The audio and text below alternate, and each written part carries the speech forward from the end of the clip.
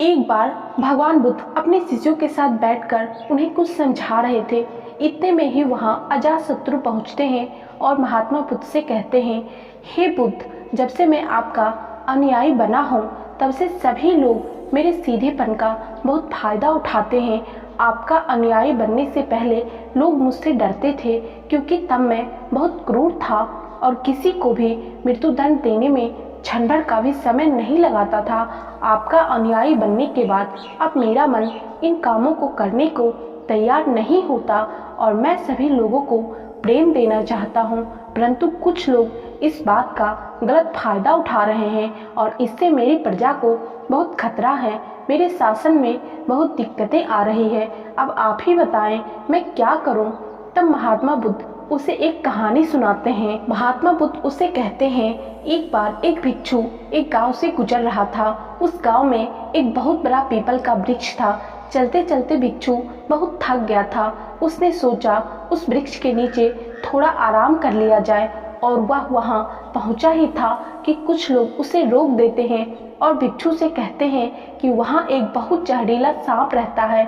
उसने बहुत से लोगों को डस लिया है। वह इतना खतरनाक है कि जो भी उसके सामने आता है वह उसे जिंदा नहीं छोड़ता।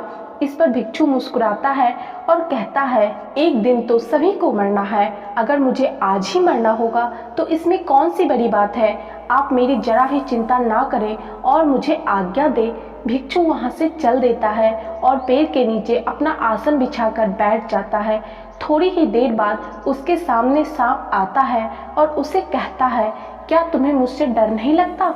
क्या तुम्हें पता नहीं यह मेरा इलाका है और यहाँ पर आने की किसी की भी हिम्मत नहीं होती। तब भिक्षु उसे बहुत ही प्रेम के साथ कहता है, इसमें डरने वाली कौन सी बात है? तुम जो भी करते हो वह इसलिए करते हो क्योंकि तुम्हें डर है कि कोई तुम्हें मार ना दे, इसलिए तुम दूसरे को डसते हो। मुझे किसी बात का डर नहीं, ना ही मुझे मृत्यु का डर है और ना ही जीवन की लालसा है। कोई मुझे नुकसान पहुंचा ही नहीं सकता तो फिर मैं क्यों डरूं? सांप को यह बात सुनकर बहुत गहरा आघात पहुंचता है। उसने आज तक ऐसे व्यक्ति देखे ही नहीं जो उससे डरकर ना भागते हो। उसने आज तक ऐसा कोई व्यक्ति नहीं देखा था जो उससे नहीं डरे। भिक्षु की इतनी बातें सुन सांप उनके चरणों में लेट जाता है और उनसे कहता है, आज तक मैंने जो भी किया अपनी जान बचाने के लिए किया, क्योंकि अगर मैं इस तरह का रूप धारण नहीं करता तो लोग मुझे जिंदा नहीं छोड़ते। तब भिक्षु उसे कहता है, तुम एकदम सही कह रहे हो, लेकिन अगर तुम इस मोह से मुक्त होना चाहते हो तो एकदम शांत हो जाओ, प्रेम से भर जाओ और यह जानो एक दिन जीवन समाप्त हो ही जाएगा। उसके लिए बुरे कर्म करने की कोई आवश्यकता नहीं है। इतना कहकर वह भिक्षु वहाँ से चला जाता है और सांप उस भिक्षु की सारी बातें अपने दिमाग में बैठा लेता है और वह तय करता है कि आज से वह कोई भी गलत काम नहीं करेगा।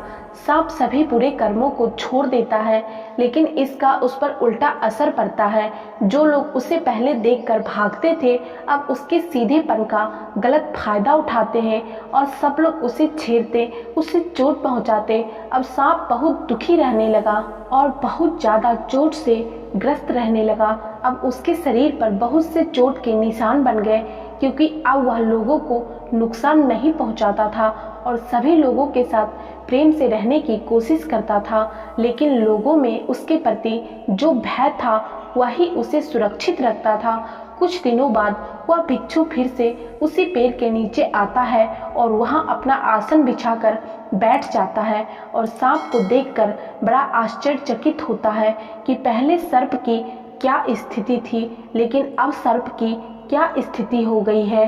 और वह उस सर्प के लिए बहुत चिंतित भी होता है और भिक्षु को देखकर सांप कहता है, हे भिक्षु, जब से आपने मुझसे कहा कि मैं शांत हो जाऊं और प्रेम को अपनाऊं, तब से लोगों ने मुझसे बहुत गलत व्यवहार करना शुरू कर दिया, जिससे मुझे जीवन जीने में बहुत कठिनाई हो रही है।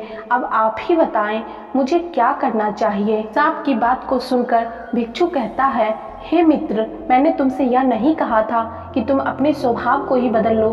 तुम सर्प हो और क्रूरता ही तुम्हारा स्वभाव है। अगर तुम क्रूरता नहीं रखोगे तो लोग तुम्हें खत्म कर देंगे, लेकिन इसका मतलब यह नहीं कि तुम्हारे भीतर जो उद्देश्य है उसे गलत रखो। तुम्हें भीतर से अपने आप को